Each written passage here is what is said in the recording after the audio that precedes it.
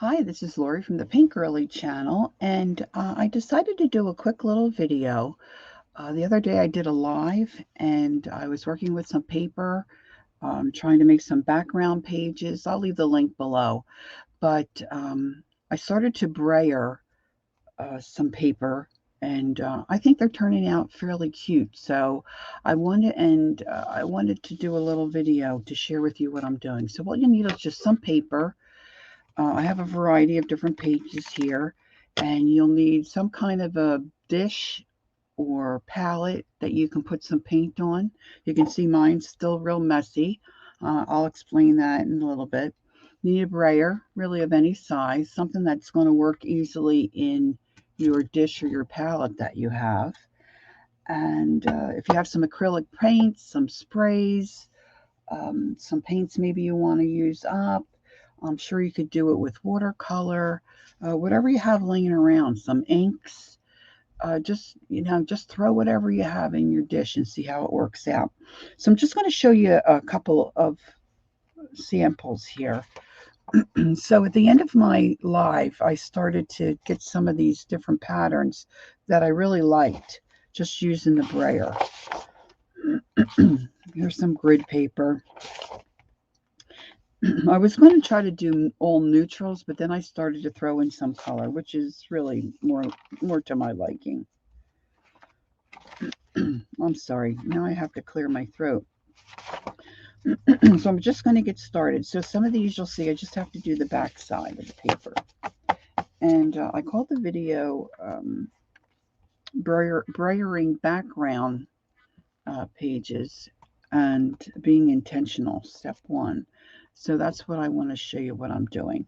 So I found this dish, which is really working out great for me at a Goodwill. So it's got a little bit of lip on each side so your paint doesn't splash out so much. And it gives me a pretty good, almost like a runway where I can move my paint. So I still have a little bit of paint in there. So I'm going to use up what's in there. And I'm just using a light stroke with my brayer and just getting some marks down, really. And I'm trying to be a little intentional in that I'm putting the brayer in specific places, like I'm trying to cover up some border here. Now that's pretty plain. I might come back to that one. So let me just show you how I add some paint. I'm using a base of some neutrals. So this is just some, what is it here? Natural Buff.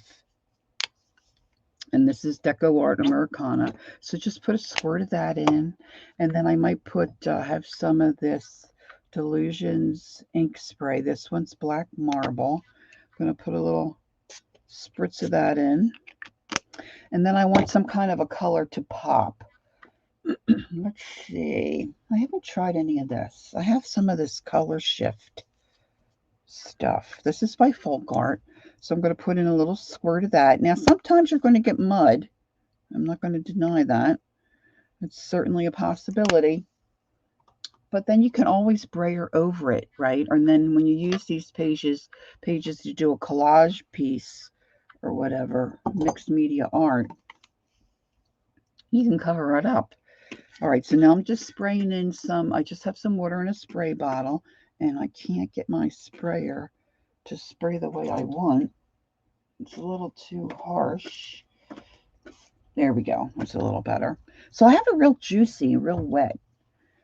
So now I'm going to just run my brayer through. See, and all that paint that's drying underneath is causing a pattern on my brayer. Now, if you push down real hard, you're going to get more of a paint. And each time you load your brayer, you're going to get something different. See, now this kind of turned into a gray. I've got a little bit of a pink in there. Now, when that dries, that color shift, I'm not sure what that's going to do. So this is how I started out. Well, I didn't start out this way. This is what I started to do at the end of my live stream video. So I still have a lot of paint in here to use. I'm going to tilt my paper a little bit. So now I'm starting to use a lighter stroke. I'm not pressing down as hard with my brayer. Goodness, I just cannot. So I really like the way that looks as far as the background. Now, of course, if you have a bigger brayer, you're going to have a wider pattern. Now, sometimes I come across this way and pick up some paint. Then I started to do this.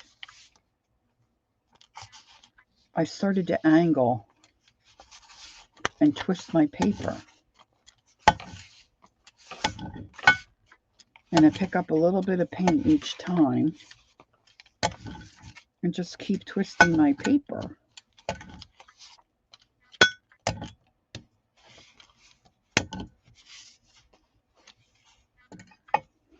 So I thought that turned out kind of cool. I'm going to put something darker in my dish here, so maybe you can see it a little better. Let's see. I haven't done anything blue. Let me grab a blue. All right, this is an ultra deep blue, and I'm just going to add this really to the mess that's in my dish. And then I'm going to just brayer that and start picking up some more paint. There, you can see that a little better.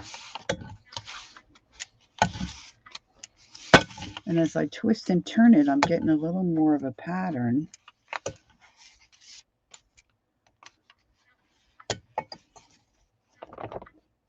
See, that to me looks cool, right? I can get my paper to straighten out so you can see it. Now you have to make sure you have a lot of space to let these pages dry, because you don't want to stack them on top of each other because they'll stick to each other. Now I'm going to add a little bit of white to lighten this up a little bit. I'm going to add a little bit of white. And then if I add more water, it's going to give it more of a watery, watercolor kind of a look, which can be good. And just start moving my brayer through and mix some of that up. This time I'm just going to go all on diagonals. I'm not reloading my brayer this time, just kind of letting that paint wear its way down the page.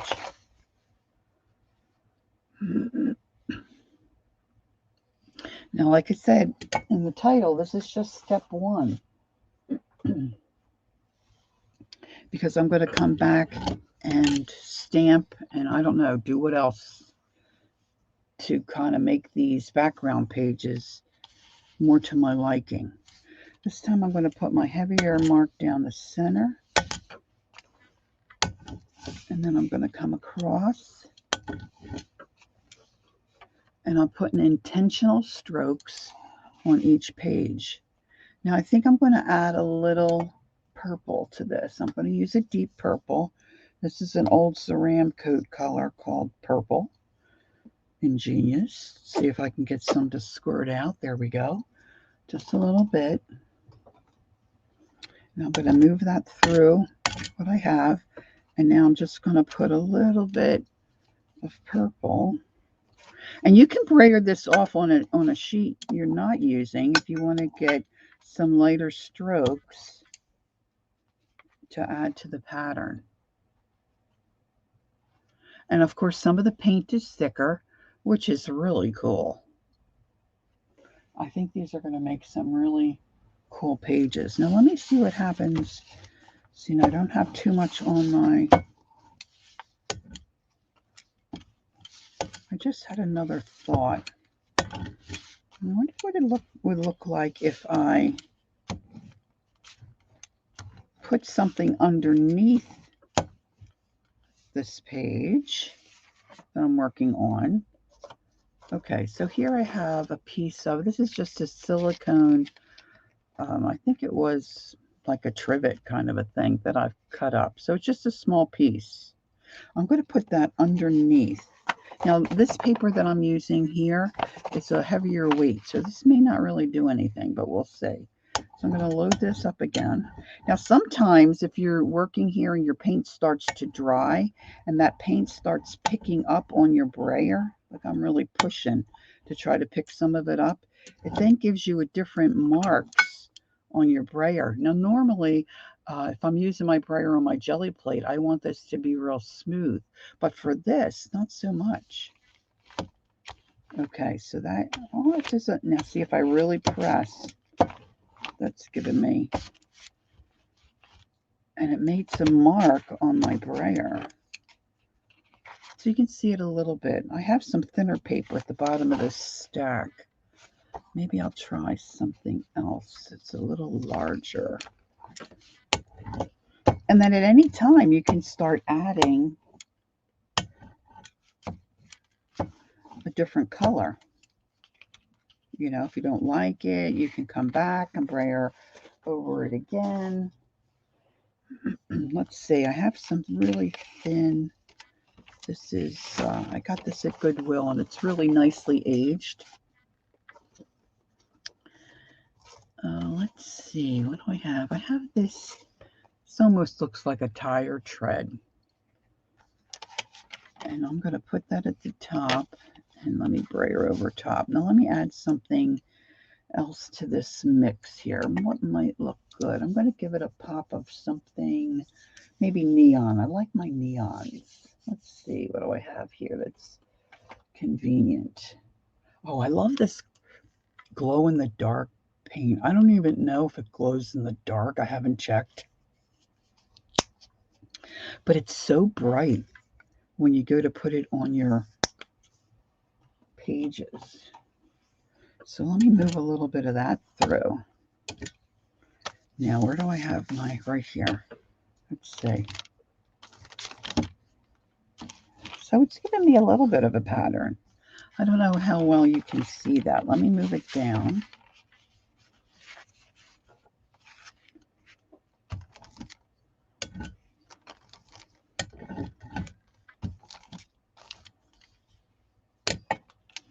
It's kind of hard to see, but you can see it coming through a little bit. See? So you could experiment with a lot of different stuff. Let's face it, we all have a bunch of stuff sitting around in our art space. Really, we do. Stuff you don't even think about, right? So that's it. It's just a quick little video to show you how to be intentional and using your brayer. And instead of when you're using your jelly plate, oh look, see I picked up, see now I'm starting to pick up some of that dark blue that's underneath there.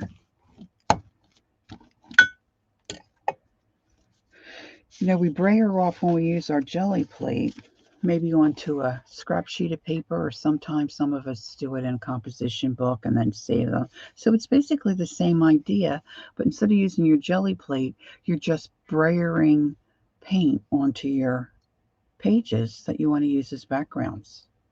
So that's it for this video. I'm going to come up with a couple more. Step 2 is I maybe use some stamps. Possibly step 3, put some marks down. I don't know where this is going to lead me, but it sure is fun. So get out some paper, get out your brayer and some paint you want to use up, and be intentional about making some marks on some background pages. I think you'll find it very enjoyable. All right, thanks for joining me for this little video. And don't forget, take time to be creative, and I'll see you next time.